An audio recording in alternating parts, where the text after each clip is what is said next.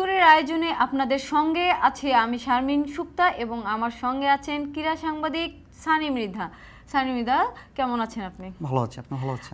আজকে আমরা যদি বলি সবথেকে ওয়ার্ল্ড কাপের সবথেকে বড় বিগ ম্যাচ একটি, সেটি হচ্ছে আপনার আয়ারল্যান্ড খেলছে ভারতের সঙ্গে এবং বরাবরের মতো শোনা যায় যে ভারত সবসময় একটু বাড়তি সুবিধা নেয় আইসিসি ইভেন্টগুলোতে, এবং যদিও ভারত কিন্তু বরাবরের মতো আইসিসি ইভেন্টগুলোতে অনেক আলোচনার মধ্য দিয়ে, সমালোচনার মধ্যে দিয়ে টুর্নামেন্ট শুরু করে। আপনি যদি পুরোটা একটু আমাদের সঙ্গে শেয়ার করুন। সুপ্তা, আপনি জানেন যে ভারত বরাবরই মানে যে কোনো আইসিসি ইভেন্ট অংশ নিলেই তারা বড় প্রতিপক্ষ, এটা নিয়ে সন্দেহ করার কিছুই নেই। ইভেন বড় প্রতিপক্ষ হওয়াতেই তারা আসলে একটু বাড়তি সুবিধা পেয়ে থাকে। তবে এই জিনিসটা একটু খেলার আকর্ষণ অনেকটাই কমিয়ে দেয়, যেক্ষেত্রে দেখবেন এবার ভারতের যে ম্যাচটা প্রথমটা নিউ ইয়র্কের কাউন্টি, ইভেন একই সাথে গ্রুপের 3টা ম্যাচই কিন্তু এই একই ভেন্যুতে খেলছে। আর বাকি দলগুলো কিন্তু এরকম খুব বেশি এক মাঠে খেলার সুযোগ পাচ্ছে না, এটা দেখেই বোঝা যায়। ইভেন একই সাথে আপনি জেনে অবাক হবেন যে আমরা যতটুকু জানি যে পরের রাউন্ডগুলো সুপার 8 বা কোয়ার্টার ফাইনাল, সেমিফাইনাল, যেখানে যে এটা কিন্তু ম্যাচের ধাপে ধাপে পরবর্তীতে জয়ের পরে সিদ্ধান্ত নেওয়া হয়। এক্ষেত্রে কিন্তু ভারতের জন্য এবারে আসলে একটু আলাদা। আগে যদি আমরা ভারতের এই গ্রুপটা দেখে নিই যে তারা প্রথম ম্যাচে আয়ারল্যান্ডের বিপক্ষে খেলবেন এবং এরপরে পর্যায়ে করবেন 9 তারিখে পাকিস্তান, যুক্তরাষ্ট্র, কানাডার বিপক্ষে খেলবেন।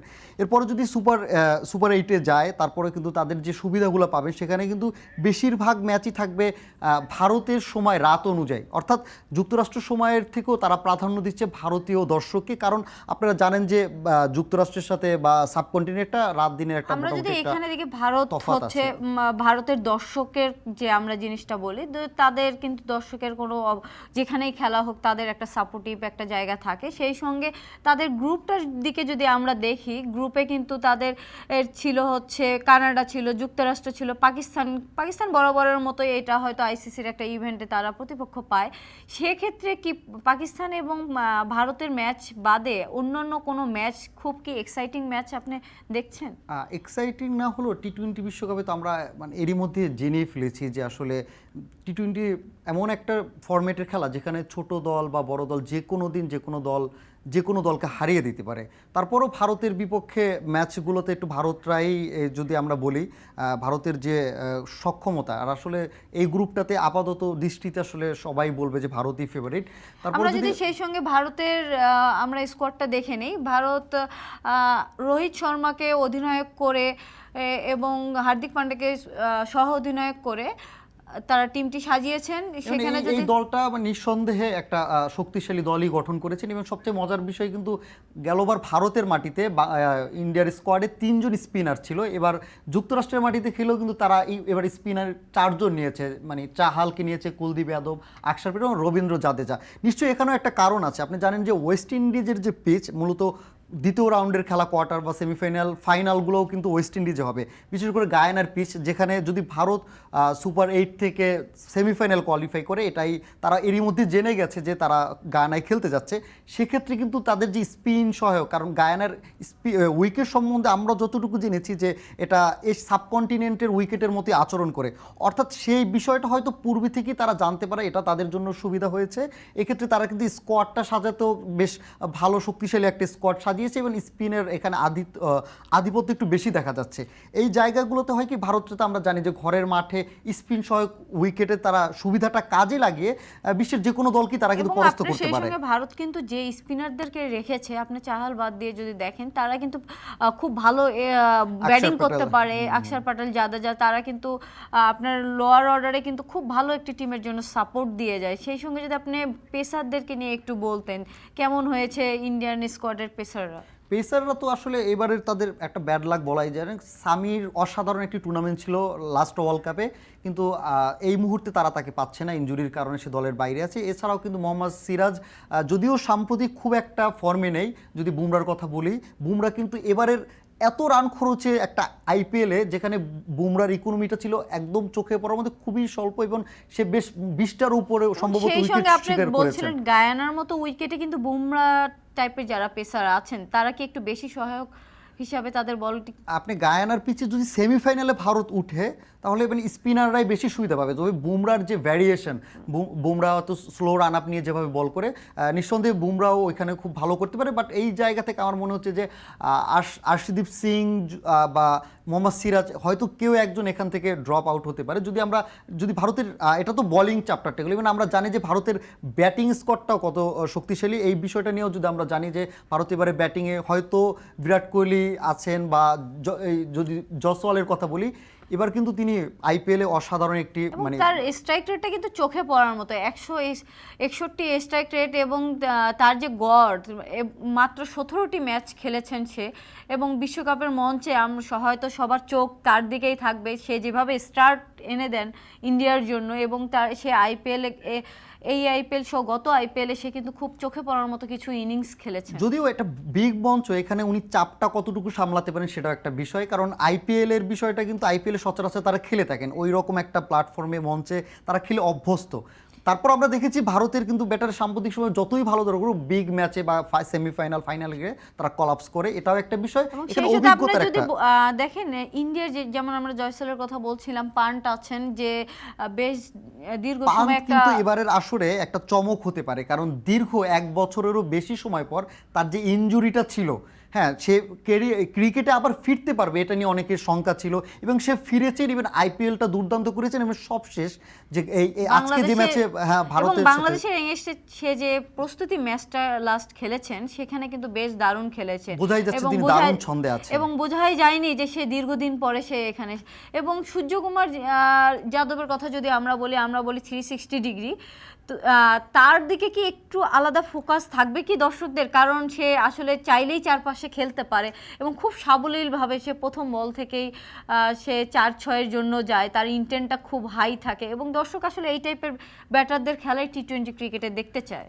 এটা আসলে আপনি ঠিকই বলেছেন। যদি সূর্য কুমার যাদবের কথা আমরা বলি, সে সাম্প্রতিক সে দীর্ঘদিন ধরে টি-20 ফরম্যাটে 1 নম্বরও ছিল, এবং তার যে স্ট্রাইক রেট এবং তার যে ব্যাটিং দক্ষতা, হ্যাঁ, সেটা দিয়ে আসলে যে কোনো বলার প্রতিপক্ষের জন্যই কিন্তু ভয়ের কারণ হতে পারে। যদিও এটা আবার একটা ইতিবাচক দিক, সাম্প্রতি যদি বলি আইপিএলও তিনি খুব একটা ছন্দে নেই, ইভেন লাস্ট কয়েকটা সিরিজও ইন্ডিয়ার হয়ে ঠিক সেভাবে জ্বলে উঠতে পারেনি। তারপরও সূর্য কুমার যাদব যেহেতু ইন্ডিয়ার বর্তমানে অন্যতম আসলে ব্যাটিং ভরসার একটা প্রতীক হয়ে উঠছে, তিনি যে কোনো মুহূর্তে জ্বলে উঠতে পারলে এটা প্রতিপক্ষের জন্য একটা চিন্তার কারণ। ধন্যবাদ সানি। আমরা আবার ফিরে আসবো ভারতের ম্যাচ দিয়ে, এবং 20 কুড়িতে নিচ্ছি একটি বিরতি, ফিরছি একটু পরেই।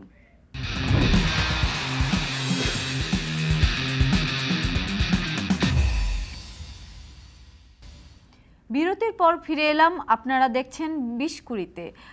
শুনছিলাম ভারতের ম্যাচ নিয়ে, বলছিলাম আমরা ভারত আসলে কীরকম স্কোয়াড সাজিয়েছেন এবং তারা কি ধরনের আইসিসি থেকে সুবিধাগুলো পান।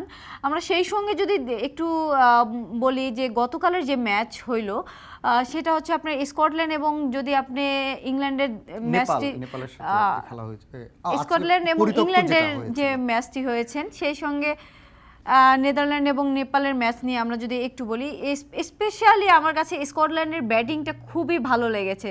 তারা দুর্দান্ত একটি ব্যাটিং করেছেন, যদিও ম্যাচটি পরিত্যক্ত হয়েছেন। আপনি যদি বলতেন। হ্যাঁ, আপনি জানেন যে ইংল্যান্ডের একটা মানে রেকর্ড আছে, তারা বিশ্বমঞ্চে টি-20 বিশ্বমঞ্চে এখন পর্যন্ত তাদের যে প্রতিবেশী দেশ বা ইউরোপিয়ান দেশগুলোর ভিতরে কিন্তু এখন পর্যন্ত জিততে পারেনি।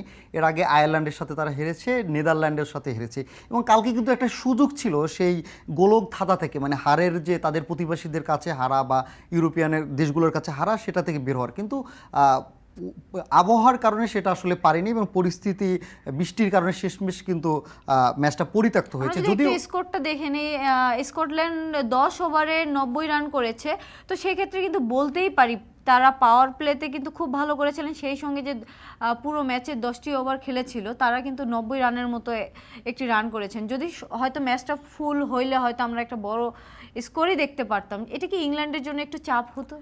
আসলে উইকেট সম্বন্ধে আসলে যদি বলা হয়, কালকের উইকেটটা বেশ ভালোই ব্যাটিং সহায়ক হয়েছিল যখন দেখে মনে হচ্ছিল। এবং এই উইকেটে ইংল্যান্ডের যে ব্যাটিং লাইন আপ সেখানে কিন্তু আপনার ধরেন জস বাটলার, মঈন আলীরা, তারপরে যারা ছিলেন তারা কিন্তু খুব সহজে আমার মনে হয় যে 10 ওভারে তাদের টার্গেটটা ছিল, যদি বৃষ্টির পরবর্তীতে না আসতো তাহলে 10 ওভারে তাদের টার্গেট ছিল 91, সেটা আমার মনে হয় যে তারা পারতো। তারপরও যে ইংল্যান্ড এসব দলের বিপক্ষে চোখ করে, সেই চোখটা আসলে চোখ থেকে বের হতে পারতো কিনা এটাই আসলে বড় শঙ্কা ছিল। যদি ইংল্যান্ডের ব্যাটিংটা রাইট দেখে নেই, স্কটল্যান্ডের ব্যাটিং যদি দেখেন, জর্জ মানসি 41 রান করেছিলেন, বল খেলেছিলেন 31টি এবং তার স্ট্রাইক রেটটা কিন্তু বেশ দারুণ ছিল, 132 স্ট্রাইক রেটে। তাদের মঈন আলীদের সামনে এভাবে উডকে ফেস করেছেন জফরা আর্চার, মঈন আলী এবং এবং সেই সঙ্গে যদি আমরা বলি যে আসলে তাদের যে সাবলীল ক্রিকেট, স্ট্রোক খেলার যে তাদের একটা মানসিকতা, এটা কিন্তু বেশ সবার মনে লেগেছে। এবং সেই সঙ্গে যদি মাইকেল জোনসের দেখে নেই, 30 বল খরচ করে সে 45 রান করেছেন এবং তার স্ট্রাইক রেটটা কিন্তু আরও বেশি ভালো ছিলেন এবং 150 স্ট্রাইক রেট, যেটা আসলে টি-20 ক্রিকেটে সবাই দেখতে চায়। আচ্ছা, আমার কাছে যতটুকু মনে হয় যে তাদের টি-20তে এই দক্ষতার পিছনে একটা কারণ আছে। তারা আসলে যে এই দলগুলো আয়ারল্যান্ড, নেদারল্যান্ড বা স্কটল্যান্ড বা ইংল্যান্ডের, এরা বেশিরভাগ সময়ই সারা বছর জুড়েই কাউন্টি ক্রিকেট খেলে থাকে। মানে কাউন্টির যে বেশিরভাগই কাউন্টির ফরম্যাটটা বা কাউন্টির ক্রিকেটগুলো হয় টি-20 ফরম্যাটে। সেই প্রতি বছরই তাদের এই খেলার যে একটা চর্চা, এটার প্রতিফলন কিন্তু তারা বিশ্বকাপে এসে দেখায়।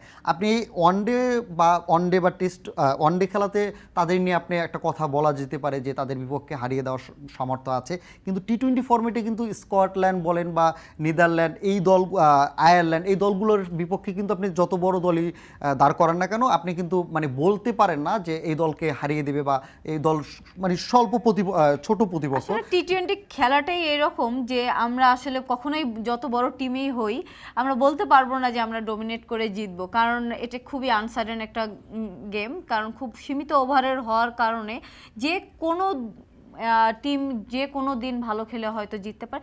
সেই সঙ্গে যদি আমরা অপর প্রান্তে দেখি, নেদারল্যান্ডস এবং নেপালের ম্যাচটি খুবই অল্প রানের একটি ম্যাচ হয়েছে। সেখানে আমরা যদি নেপালকে আগে ব্যাটিং করতে দেখেছি এবং নেপাল খুব দ্রুত তাদের উইকেট হারিয়েছেন এবং নেপাল 106 রান করেছেন 19.2 ওভারে এবং সেই সঙ্গে নেদারল্যান্ডস কিন্তু 6 উইকেটে জিতেছেন এবং নেদারল্যান্ড টিম কিন্তু তার সাবলীল ক্রিকেট খেলতে দেখেছি আমরা।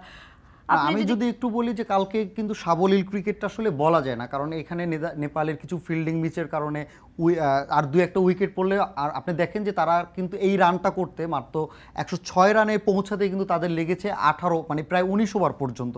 এখানে যদি তাদের ওই উইকেটগুলো যদি ঠিকঠাক মতো ইউটিলাইজ করতে পারতো বা ফিল্ডিংরা তাদের সঠিক দায়িত্বটা পালন করতে পারে, ম্যাচটা কিন্তু আরও জমে উঠতো। কিন্তু সাম্প্রতিক দেখেছি যে আমরা যদি দেখি যে নেদারল্যান্ডের যে আজকের যে ম্যাচটা বা নেপাল নেদারল্যান্ডের ম্যাচটা লো স্কোরিং হচ্ছে। এর আগে শ্রীলঙ্কা আর দক্ষিণ আফ্রিকার ম্যাচটা ওয়েস্ট ইন্ডিজ হয়েছে, এবং ওয়েস্ট ইন্ডিজের যে ম্যাচটা ওটাও কিন্তু লো স্কোরিং হচ্ছে। আসলে কি মানে মূলত আমরা বিশ্ব মঞ্চেগুলোতে দেখি, বিশ্ব আসরে দেখি যে উইকেটের ধরনগুলো স্পোর্টিং হয়ে থাকে।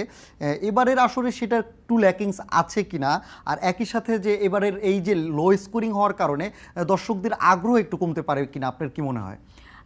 আমার কাছে তো মনে হয় যে আসলে আমরা আইসিসি ইভেন্ট মানে আমরা সবসময় চাই যে এক্সাইটিং এবং স্পোর্টিং উইকেট। তো স্পোর্টিং উইকেটের ক্ষেত্রে যেটা দেখা গিয়েছে যে আমরা কিছু মাঠে কিন্তু আমরা স্পোর্টিং উইকেট পেয়েছি এবং আমরা স্কোর দেখলেও সেটা বুঝতে পারি। তো যে দলগুলো দেখবেন যে হচ্ছে কম রান করছে, উইকেটগুলোতে আপনি হয়তো বলারদের বল দেখলেই বুঝবেন একটু আনইভেন আসছে, ব্যাটারদের জন্য একটু অসুবিধা হচ্ছে। আসলে একটি টুর্নামেন্টে আপনি চাইলে 10টা উইকেট কিন্তু একই রকম বানাইতে পারবেন না এবং সেই সাথে কিন্তু এটা সম্ভাবনাটাও থাকে না, কারণ হচ্ছে আপনার 1-2টা উইকেট এরকম হবে। বাট টুর্নামেন্টের অন্যান্য উইকেটগুলো যদি আমরা দেখি, আশা করব যে আমরা ওই উইকেটগুলো বেশ ভালো হবে এবং স্পোর্টিং হবে। যদিও এখনও আইসিসি থেকে লাস্ট বলা হয়েছে আমরা আরও বেটার উইকেট দেওয়ার ট্রাই করছি। এবারের আসর নিয়ে কি কোন মানে এবারের আসর নিয়ে কি কিন্তু অনেক অভিযোগ রয়েছে। প্রত্যেক দলগুলোই হচ্ছে যে অভিযোগ করছে যে বিভিন্ন রকম আর কি অনেক দলের বিভিন্ন ভেন্যু হচ্ছে। ইভেন ভারতীয় দলের কোচকে শুনেছি যে তাদের যে অনুশীলনের জায়গাটা সেটা একটা পাবলিক পার্কে। আসলে এবারের এত মানে প্রথমবারের মতো 20 দলের অংশগ্রহণ, এটা একটু ঝামেলা হচ্ছে কিনা আসলে? এটা তো প্রত্যেকটি বিশ্বকাপ নিয়েই থাকবে, সমালোচনা থাকবে, আলোচনা থাকবে এবং আসলে আমরা এগুলোর মধ্য দিয়ে আসলে বিশ্বকাপকে আমরা বিশ্বের মঞ্চে তুলে ধরার জন্য আমেরিকাতে হয়তো আমাদের বিশ্বকাপটার আয়োজন। ধন্যবাদ সানি মৃধা আপনাকে।